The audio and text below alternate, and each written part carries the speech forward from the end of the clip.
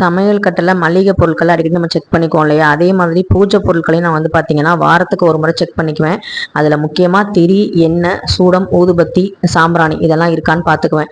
So இதெல்லாம் வந்து முக்கியமாக இருக்கணும். பூவும் வந்து பார்த்தீங்கன்னா நம்ம வந்து வாரத்துக்கு ஒரு தடவை வாங்கிடுவோம். ஆனால் சில சமயங்களில் நம்ம பூஜை பண்ணும்போது இந்த மாதிரி விஷயங்கள் எதுவும் இல்லைன்னா பூஜை வந்து பார்த்தீங்கன்னா பாதியிலேயே வந்து நம்ம முழுமையாக இல்லாத மாதிரி இருக்கும்.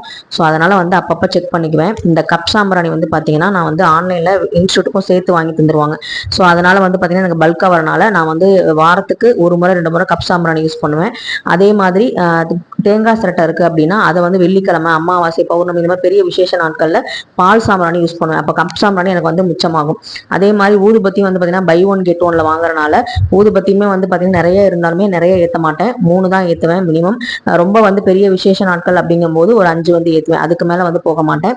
அதே மாதிரி சூடம் வந்து பார்த்தீங்கன்னா சின்ன வில்லை தான் வாங்கி வச்சுக்குவேன். ரொம்ப பெரிய சூடமாக வந்து நான் ஏற்ற மாட்டேன்.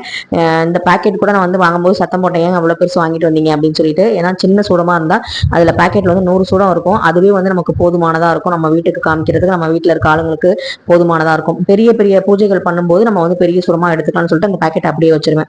அதே மாதிரி அபிஷேக பொருட்களும் வந்து பார்த்தீங்கன்னா ஒரு ட்ரேல வந்து ஆர்கனைஸ் பண்ணி வச்சிருவேன். மஞ்சள், குங்குமம், திருமஞ்சனம், பன்னீர், விபூதி, சந்தனம் இதெல்லாம் இருக்கான்னு பார்த்துக்குவேன். நான் வந்து ஒரு ஸ்பூன் தான் வந்து பார்த்தீங்கன்னா சின்ன ஸ்பூனில் ஒரு ஸ்பூன் தான் வந்து போடுவேன். மஞ்சளாக இருந்தாலும், திருமஞ்சனமாக இருந்தாலும், விபூதியாக இருந்தாலுமே. அது வந்து பார்த்தீங்கன்னா என்கிட்ட சின்ன சிலைகள் தான் இருக்குது, ரொம்ப பெரிய சிலைகள்லாம் இல்லை. அதனால முடிஞ்ச அளவு நான் எவ்வளவுக்கு அளவு சிக்கனமா வந்து பூஜை ரூம்ல பூஜை பண்ண முடியுமோ அந்த அளவுக்கு தான் நான் பண்றேன். என் பட்ஜெட்டுக்குள்ள தான் பண்றேன். உங்களுக்கு நிறைய பார்க்கும்போது தெரியும், நிறைய அபிஷேகம் பண்றாங்க, நிறைய வந்து செலவு பண்றாங்க அப்படிங்கிற மாதிரி தெரியும். நான் வந்து பாக்கெட் 20 ரூபா பாக்கெட் தான் மஞ்சள் குங்குமம் வாங்கி வச்சுக்குவேன். அதுவே வந்து பார்த்தீங்கன்னா எனக்கு 2-3 மாசத்துக்கு வரும் அபிஷேகத்துக்கு மட்டுமே. ஸோ இந்த மாதிரி தான் வந்து நான் வந்து சிக்கனத்தை கடைபிடிச்சு தான் பூஜை பண்றேன். அதே மாதிரி நான் ஏத்துற விளக்குமே வந்து ரொம்ப பெரிய விளக்குலாம் இல்லை, ரொம்ப சின்ன அகல் விளக்கு தான் ஏத்துறேன். பூவுமே வந்து பார்த்தீங்கன்னா 20 ரூபா பாக்கெட்டு ஒரு 3 பாக்கெட் வாங்கினா அதுவே அந்த வாரம் ஃபுல்லாவே நான் வச்சுக்குவேன். ஃப்ரிட்ஜில் ஸ்டோர் பண்ணி வச்சாவே எனக்கு இருக்கும். ஸோ இந்த மாதிரி சிக்கனத்தை கடைபிடிச்சு நம்ம பூஜை பண்ணும்போது நம்ம பூஜையிலும் எந்த பிரச்சனையும் வராது, நம்ம வீட்லையும் எந்த பிரச்சனையும் வராது. அதனால சிக்கனமா செலவு பண்ணி பூஜை பண்ணுங்க.